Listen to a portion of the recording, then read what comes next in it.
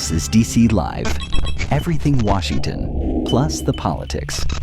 On DCLive.news. At DCLive.news. Thank you very much. We're going to have a little session today on the ambassadors. It's a group of people that were selected. They're doing very well. They're very far along in the process. And they're going to each introduce themselves and talk about the country that they're going to. They might say a little bit about themselves also, because people are very interested in that. We're also going to sign right now some executive orders, and Will, if you would come forward? Yes, sir. I'll start thinking about signing them, right? A few things for you today, sir. First, we have a pardon for Devin Archer. Devin Archer was a former business partner of the Biden family. He's was prosecuted relating to a fraud investigation, but notably the tone and tenor of that prosecution changed dramatically after he began to cooperate with congressional investigators and serve as a witness against Hunter Biden and the Biden family. We believe that was an injustice, and therefore we're asking you to pardon him. And many people have asked me to do this. I think he was treated very unfairly. And I looked at the records, studied the records, and he was a victim of a crime, as far as I'm concerned. So we're going to undo that.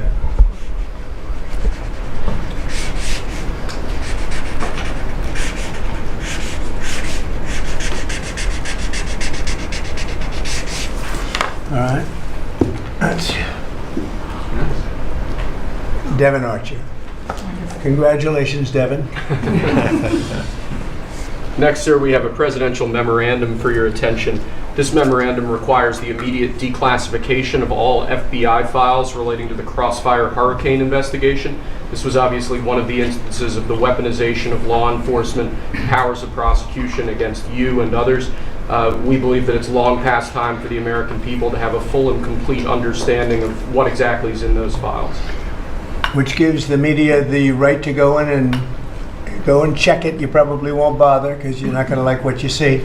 But this was total weaponization. It's a disgrace. Should never happen in this country. But now you'll be able to see for yourselves, all declassified. Is that correct? Would you Yes, sir. say?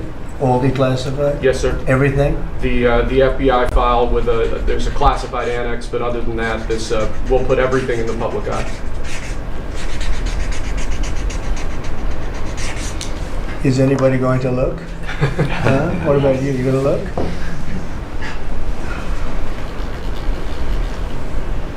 And frankly, the FBI should be ashamed of themselves, and so should the Department of Justice, and so should Biden.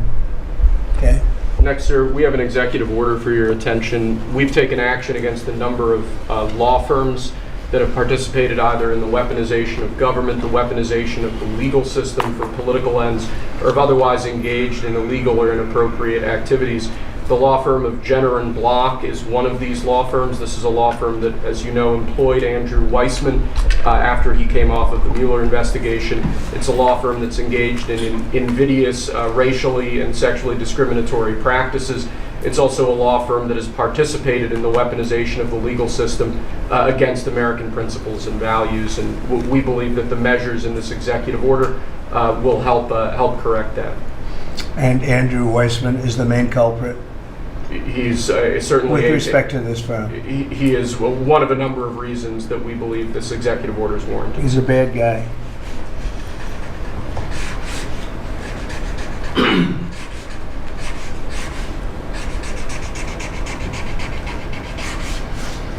Okay.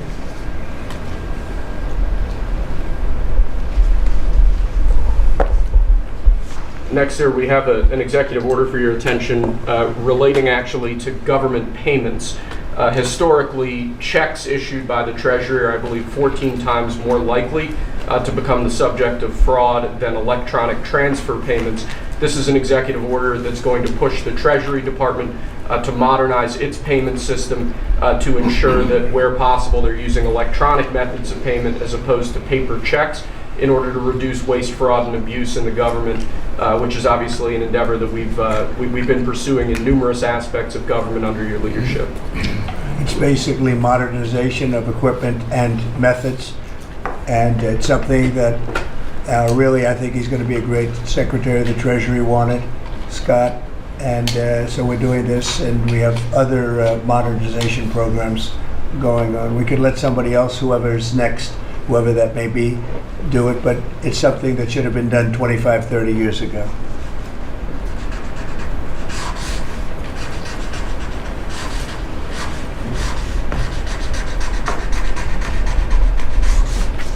Okay.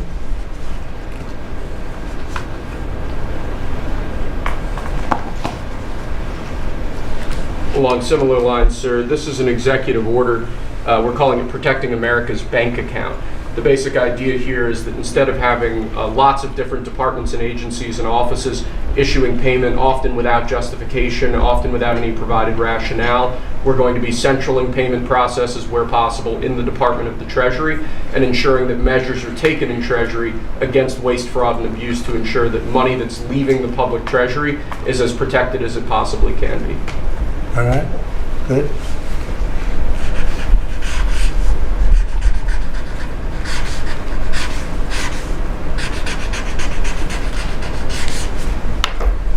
Many of these things should have taken place decades ago or longer. Lastly, sir, we have an executive order for your attention on the very important subject of election integrity.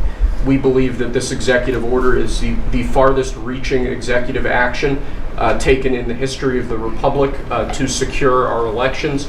Among numerous other aspects of this executive order, this is going to cut down on illegal immigrants on the voter rolls, ensure that the Department of Homeland Security and the data that they have available is being fully weaponized to ensure that illegal immigrants aren't voting. This will include a citizenship question on the federal voting form for the first time. This executive order instructs the EAC to cut federal funding to states that don't take reasonable steps to secure their election. This calls on the Department of Justice to vigorously prosecute election crimes, particularly in states that we don't believe are in compliance with federal law around election integrity. I could go on and on for a while, sir, but the compliance with National Election Day rules, cracking down and investigating and prosecuting foreign interference in our elections, revoking President Biden's Executive Order 14019, which essentially weaponized government to corrupt and pollute our election process. There's a lot in here, but we believe that these are very important steps that we need to be taking as an administration at your direction to ensure that our elections are as secure as they possibly can be. Okay, you all understand that? Yes. Mm-hmm. Election fraud, you've heard the term. We'll end it, hopefully. At least this will go a long way toward ending it. There are other steps that we will be taking in the coming weeks, and we think we'll be able to end up getting fair elections.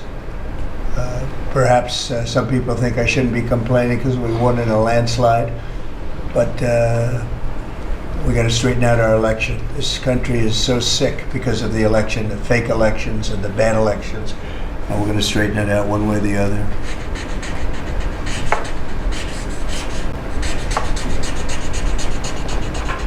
And it's an honor to sign this one. To sign all of them, but to sign this one is a great honor.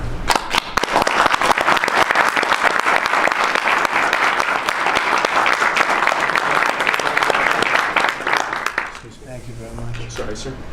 So we're going to go around the room a little bit quickly, and we're going to introduce these very outstanding people. They've had, in all cases, outstanding careers. They're very incredible people that are going along as rapidly as the system can go along. We're ahead of, I guess, anybody else thus far. So I want to thank John Thune. He's done a very good job, and the whole Senate. We're being delayed as much as possible by Democrats, but that's standard. It gets to be just standard.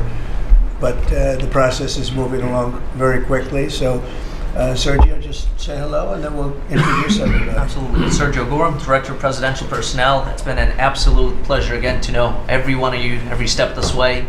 As the President said, we're at a record pace.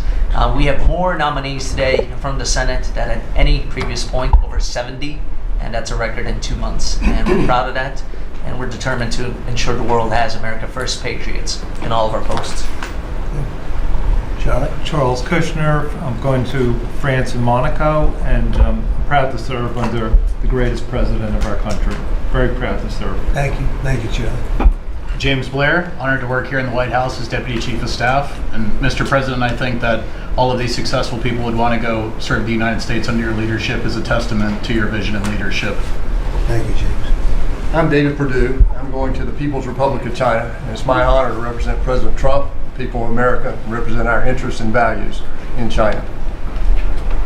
I'm Leah Campos. I'm going to represent the President in the Dominican Republic. Mr. President, thank you for the honor to serve you in the Thank you. Thank you. Mike Waltz, National Security Advisor. Look forward to working with every one of you on behalf of the President, his leadership, and the American Thanks, people.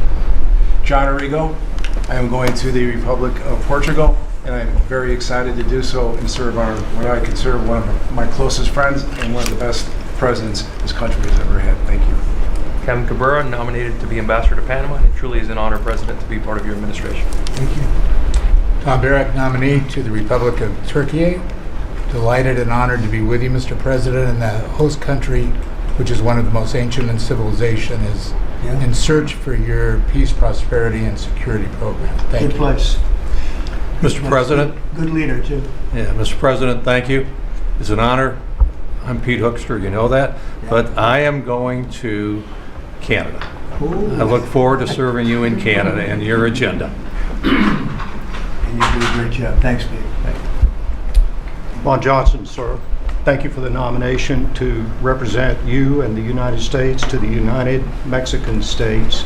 And I'm really encouraged by some of the conversations you've had with President Sheinbaum recently and to the increase in support that we've seen out of her government along our border on the important issues. So thank you, sir. They have stepped it up a lot, Yes, sir. Mexico and Canada, so see how it works, right?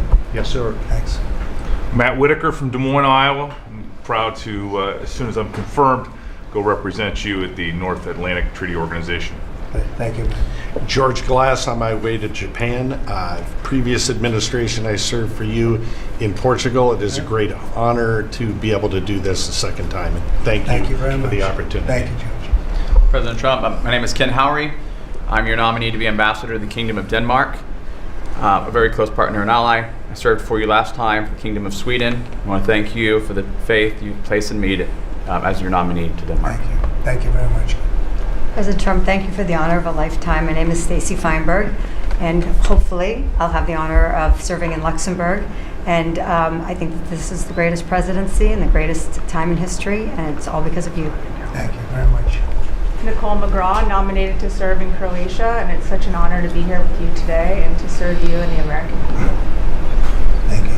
Thank you very much. President Trump, thank you very much for your nomination to the Republic of Chile. And let me tell you, Border Patrol agents are so thankful for everything that you've done for them. But That man knows more about the border than anybody. I'm going to tell you. Thank you. President, it's a great honor. Thank you. Thanks, man. Good luck. Mr. President, Brian Birch. If I'm confirmed, I'll be representing you at the Holy See. The Catholics are very proud of your work. Your team is doing an excellent job, so thank you. Very honored to serve. Thank you very much. Mr. President, thank you again for the honor, the greatest privilege. My name is Summer Sparkus. I will serve this great man at the Republic of Malta. Thank you, sir. Thank you, Mr. President. Joe Popolo from Dallas, Texas. Very proud to serve you at the Kingdom of the Netherlands, the very first country to recognize the United States 250 years ago. Thank you. Thank you. Mr. President, if I'm confirmed, I will be representing you in the state of Israel. It will be an extraordinary honor, and you've done more for Israel than any president in any time of its history, and we are grateful. And I'm hoping I'll get to be there by Passover. Thank you, Mike. And Mike is an outstanding guy. They all are. Mike, I think, is going to do wonders for Israel. He actually probably gets along with both sides, and that'll be interesting to see. But the world is watching you, Mike, so good luck. Thank you, Mr. President. Good luck. You're going to do well. Thank you very much. Mr. President, thank you for this great honor to serve the Republic of Italy and San Marino. I'm so looking forward to going over there and working with that great ally, and for the pleasure to serve you Your staff has been great working with us and have done a great job, and we really appreciate them. Thank you, sir, Thank for you. pushing this along. And have a good time. A really good time. I'm Warren Stevens from Little Rock, Arkansas, and I have the honor to represent the President and the United States in Great Britain and Northern Ireland, and to be chosen to go to such an important ally of ours is, I know, sir, and I'm looking forward to it, but thank you for the honor. You're going to do fantastically. These are tremendously successful people, and you two guys, and then you add on Mike. I think they have a little more money than Mike, but he's got some other advantages. He's got some other, like upstairs, he's got some big advantages. Yeah, he does. It's very exciting. It's really exciting to have all of you. Would you have any questions, media, for the people that you just saw? So outstanding, and I thought it would be nice to bring them before you. And so if you have any questions, please. I wanted to ask about the talks in Saudi Arabia. It sounds like you made some progress on a Black Sea ceasefire. Yeah. Could you update us on that? What happens now? So we've made a lot of progress on two fronts, on both sections that we call them sections, but they're much more than that, Russia, Ukraine, and also the Middle East, and we'll see what happens. We're in deep discussions with Russia and Ukraine, and I would say it's going well, but it's a situation we should have never had to even think about, should have never happened.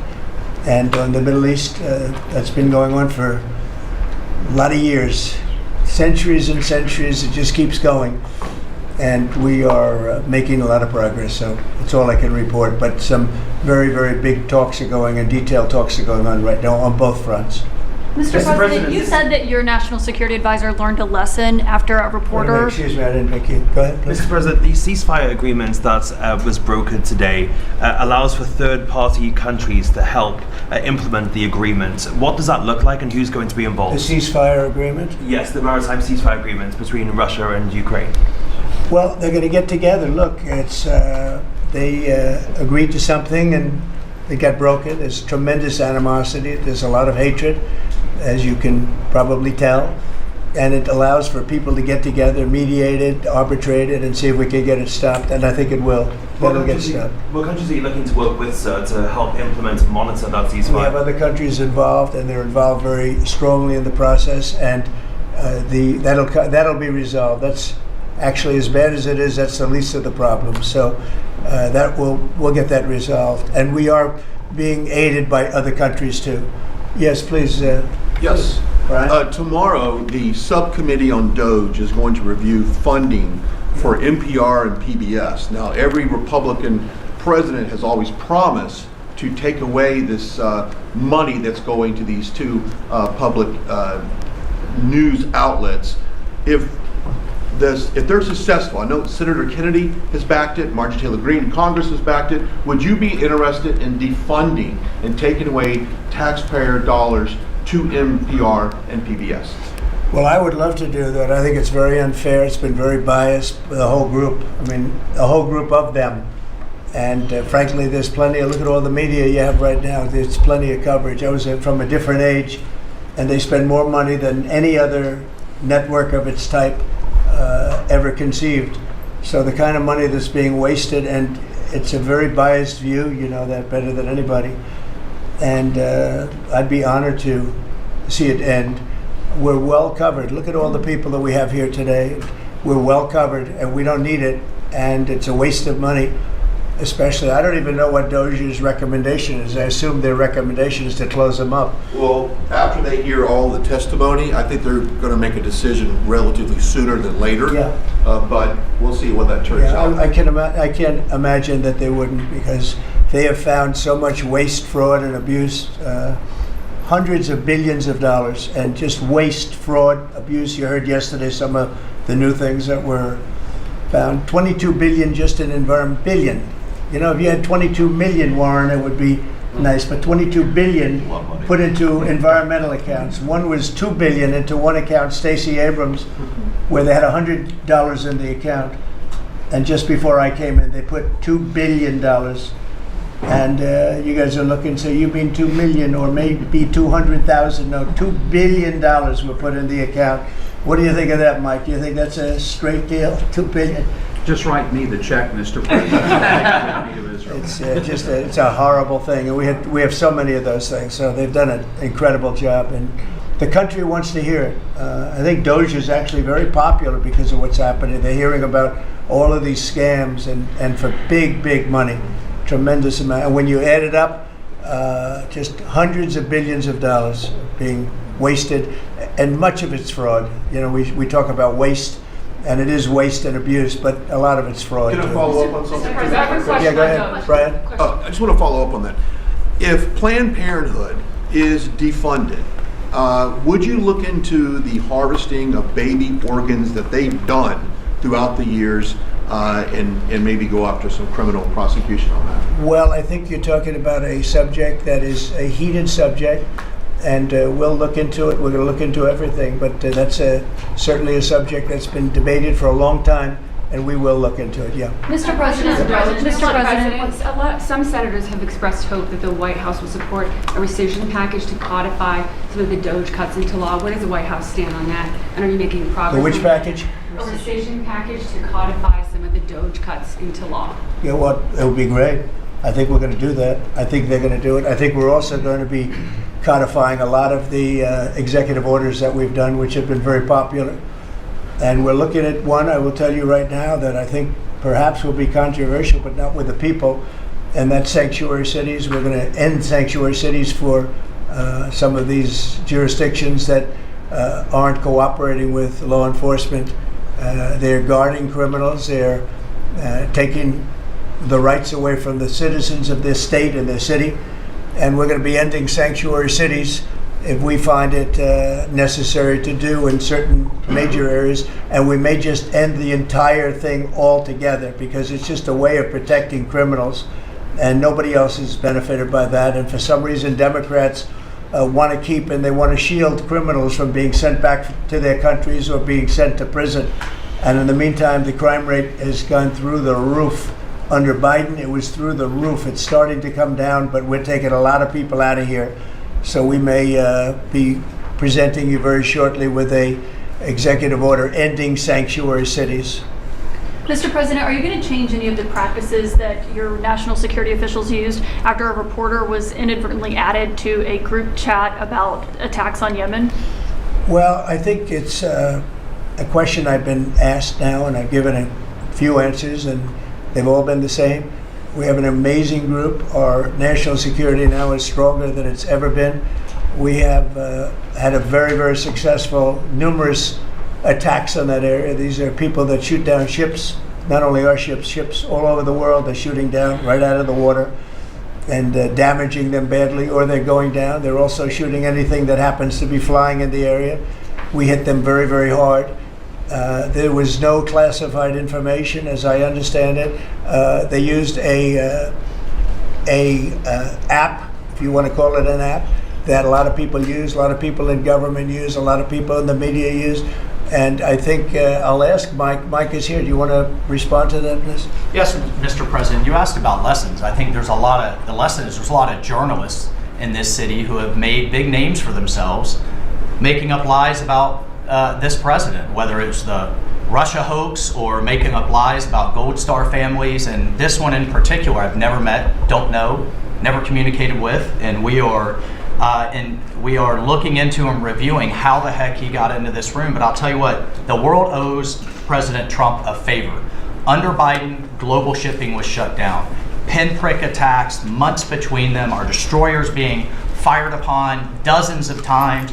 President Trump took decisive action with his national security team, took out the head missileer, knocked out missiles, knocked out headquarters, knocked out communication sites. And for once, as we hear, as you all hear from every one of our allies, thank God for American leadership again. Thank God for American strength.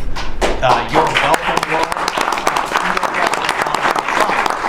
And look, we had a national security team that was coordinating these efforts. As Director Radcliffe testified today, His first day on the job, he was introduced to this app on his government systems at the CIA and at the State Department and otherwise. So, look, this journalist, Mr. President, wants the world talking about more hoaxes and this kind of nonsense rather than the freedom that you're enabling. And a key part of our sovereignty is open sea lanes and knocking the crap out of terrorists, which is exactly what your team and Pete Hegseth, a good friend and fellow veteran, is leading the charge on, and it's an honor. We had a very, very successful, excuse me, we had a very, very successful evening, and we've had numerous successful evenings and days in that area. The Houthis are absolutely on the run. The worst of them has been killed. This should have been done a long time ago by Biden, but Biden was an incompetent president. He couldn't do anything. He didn't know where he was going. He had no clue. This guy had no clue. This should have been done a long time ago. As they shoot missiles at ships, randomly shoot missiles at ships, and they make their own missiles. You know, this is not an incompetent group of people. They make their own missiles. They get the missiles also from Iran. It's an offshoot of Iran, another offshoot. You have Hamas, you have Hezbollah, you have the Houthis. You got a lot of stuff going on with Iran. And we sent a letter to Iran. You're going to have to be speaking to us one way or the other pretty soon, because we can't let this happen. But that's an app that a lot of people use, and somebody got on. I mean, I happen to know the guy's a total sleazebag. The Atlantic is a failed magazine. Does very, very poorly. Nobody gives a damn about it. This gives it a little bit of a shot. And I will tell you this, that they've made up more stories, and they're just a failing magazine. The public understands that. He's a very good man. That man is a very good man right there that you criticize so strongly. Did he make a mistake? He's a very good man, and he will continue to do a good job. In addition to him, we had very good people in that meeting, and those people have done a very, very effective job, and you're going to see it. And it goes on, by the way. It's going to go on. And I think the Houthis wish that it didn't happen, but that's what it's all about. We have to create a safe country, a safe world, and that's what we're doing. Do you think national security was put at risk, Mr. President? Of senior officials using Signal. Do I plan to ban who? The use of Signal to communicate from senior officials. Well, I don't know I don't know anything about Signal. I wasn't involved in this, but I just heard about it, and I hear it's used by a lot of groups. It's used by the media a lot. It's used by a lot of the military, and I think successfully. But sometimes somebody can get onto those things. That's one of the prices you pay when you're not sitting in the situation room with no phones on, which is always the best, frankly. But the best is to be there. In fact, oftentimes I've been in fact, just last week I was in the situation room with something very important, and we had a couple of people hooked up by line, and I said, cancel the line. Sorry, fellas, what you do is we'll tell you all about the meeting, because I know people do get on those lines, whether it's Signal or anything else. Yeah. So are you going to change any procedures as a result of this? Well, I mean, look, we look at everything, and they've made a big deal out of this because we've had 2 perfect months. We are bringing in business. We have another one announced tomorrow, a big one, very big. Like in the history of our country, nobody's ever seen anything like it. And I think probably a lot of people are saying they started by saying it was the greatest first month that a president has ever had, and I think that's true. And now they say it's the best second month, and they had to find something. And this certainly will look at this, but the main thing was nothing happened. The attack was totally successful. It was, I guess, from what I understand, took place during, and it wasn't classified information. So this was not classified. Now, if it's classified information, it's probably a little bit different. But I always say you have to learn from every experience. I think it was very unfair the way they attacked Michael. He's a good person. The person that was on just happens to be a sleazebag, so maybe that's just coincidence. I don't know. But you are going to conduct would an it be investigation. a problem if the Atlantic released all the text messages if they're not classified? Well, I don't know. I'd have to ask the military about that, because maybe you wouldn't want that. I don't know. I will say this: that from what I heard, the man that we're talking about, who's not somebody that I don't think most people have ever heard of, he left. He found it very boring, and he left early. He got off the line very early. So I can't speak to it other than that. So he's made up a lot of stories, and I think he's basically bad for the country. But it's a failing venture, very failing venture. They're very upset, and a thing like this is publicity for them. But I don't think we should allow people that are very good, like that man sitting right at the end of the table who's done a great job.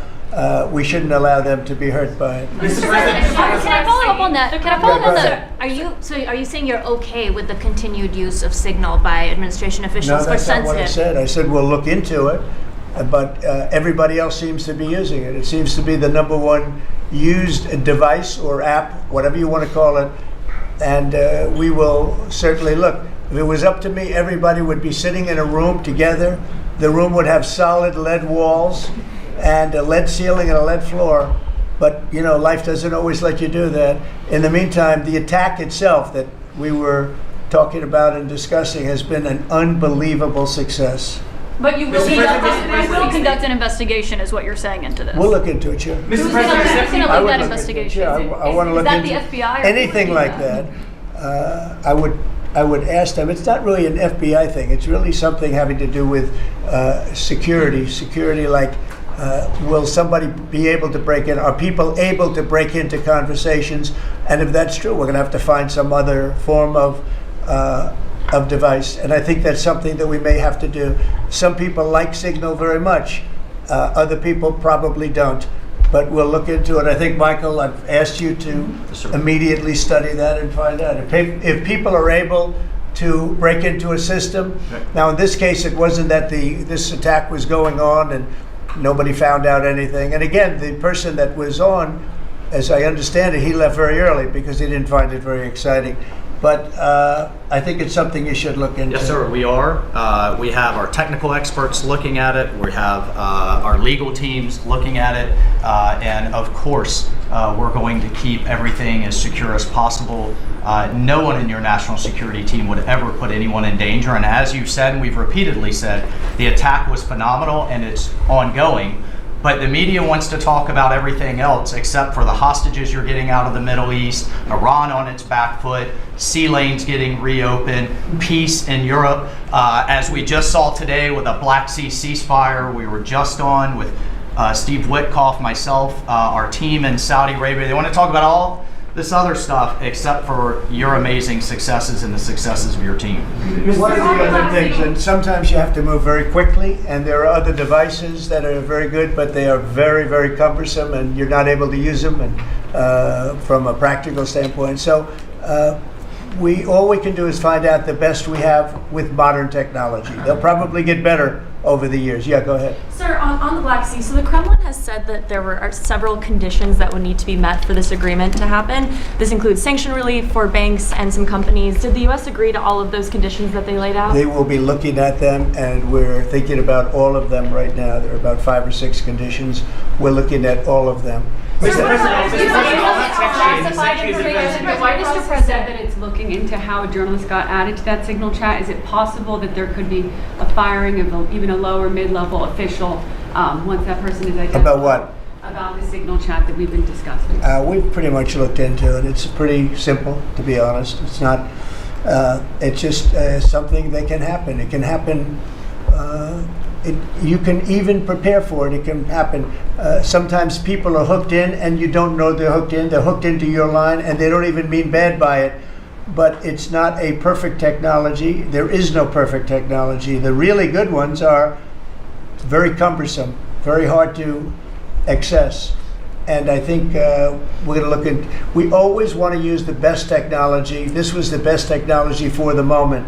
But again, it wasn't classified, so they probably viewed it as being something that wasn't that important. And it obviously, with the attack being, I don't know if it's been read out to you yet, but that attack was a tremendous success for the U.S., a tremendous success. Who said the information was not classified? Do you think that Mike Waltz made a mistake, and does he need to apologize? No, I don't think he should apologize. I think he's doing his best.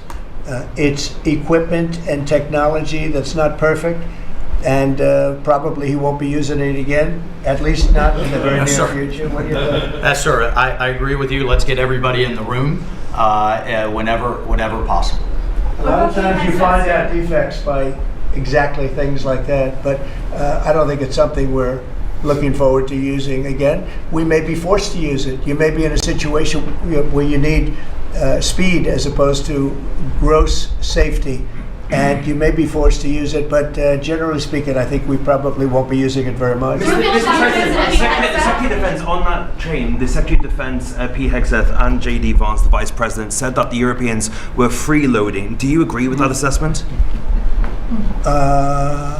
Do you really want me to answer that? Yeah, I think they've been freeloading. The European Union's been absolutely terrible to us on trade, terrible. And as you know, NATO, I got them to pay hundreds of billions of dollars. They were way behind. And if you look if you look at Ukraine, so we're in for $350 billion because of Biden. Should have never happened, this war. All these dead people should not be dead. All these broken cities that are demolished down to the ground, those gorgeous towers, the most beautiful in the world, the most beautiful spires in the world. The spires in Ukraine were said to be the most beautiful of all. Just about every one of them is lying on its side in a million pieces. It's so sad to see what's happened to a heritage. No, I think that when they say the European Union and you could say NATO also. Look, NATO, and I don't blame NATO for this. I don't blame Europe for this. I blame Biden for the fact that he didn't make them equalize. And to this day, I said to him, you got to catch up, you got to equalize. But why are they in for $100 billion and we're in for possibly $350 billion? It shouldn't be. It shouldn't be. And you could say more important for them because we have an ocean in between. So, you know, it's one of those things. You'll be seeing Liberation Day. I call it Liberation Day in America. You're going to be seeing it on April 2nd. Didn't want to do it on April 1st for the obvious reason, April 2nd. But you'll be seeing tariffs. And I think I've been very fair. I have them set, but I think I've been very fair to countries that have really abused us economically for many, many decades. But Mr. President, also told you that information was not classified. Which of your national security advisors Just told following you up that? on your comments on the economy, there is reporting that consumer confidence fell for the fourth straight month. What is your message to Americans who are concerned Well, about I know this, that for the first time in like 50 years, right track, wrong track, we were on the right track. And I think people see that. And if you look at prices are way down. You know, when I first came here, the first time I met with you people officially, they were screaming at me about eggs. I said, I've been here for a week and I'm being yelled at about eggs. Egg prices have come down 45-50% in the last week and a half. And our Secretary of Agriculture has done a great job, as you know, Brooke. She's done a fantastic job, and others working with her have done a great job. But we brought eggs down at a level that nobody thought we could get at. I inherited that situation, and I inherited a grocery situation. The groceries went way up, an old-fashioned word, but it's a very descriptive word. Groceries have gone through the roof. And I used to campaign on it. I used to say we're going to get groceries down, and we have got it down. I watched a certain newscast over the weekend, and a congressman, Democrat congressman, said, well, Trump's done a lot, I agree. He's been great on the border, he's been great on the military, but you know he hasn't brought prices down. That's false. Gasoline's way down. Eggs are way down. Groceries are down, very substantially, but down. Almost everything's down. Now, I'd like to see interest rates come down a little bit, and you're going to see billions of dollars, even trillions of dollars coming into our country very soon in the form of tariffs, because we were abused by presidents that, frankly, in all fairness, it wasn't their expertise, but they had no idea what they were doing. Mr. President, you say tariffs will create more jobs here in America. Oh, so yeah, sure. Which So states? It'll create a lot of money and more jobs. But if you look, so in the last, these gentlemen would know about it, and ladies, because some of the ladies are great businessmen in this room that are becoming ambassadors. Great, really great, top of the line. When you look at the number of companies that have said, like we're close to, I would say close to $4 trillion. We never had numbers like that. The number one chip maker in the world from Taiwan coming in with $200 billion. We have Apple. Look at Apple. $500 billion. $500 billion They're going to build plants all over the United States. They were all being built in China. You have many, many companies, and maybe above all, you have the car companies coming in at levels that nobody's ever seen before. We have Honda is opening up one of the biggest plants in the world in Indiana, and many car companies are coming in. We have AI. We're leading China by a lot in AI. And we're going to keep it that way because we've made it very good for them. And we're going to protect them once they're here. We'll protect them through taxes, through incentives, and also through tariffs. Thank you very much, everybody. Thank you very much. Thank you. This is DC Live. Everything Washington, plus the politics. On DCLive.news.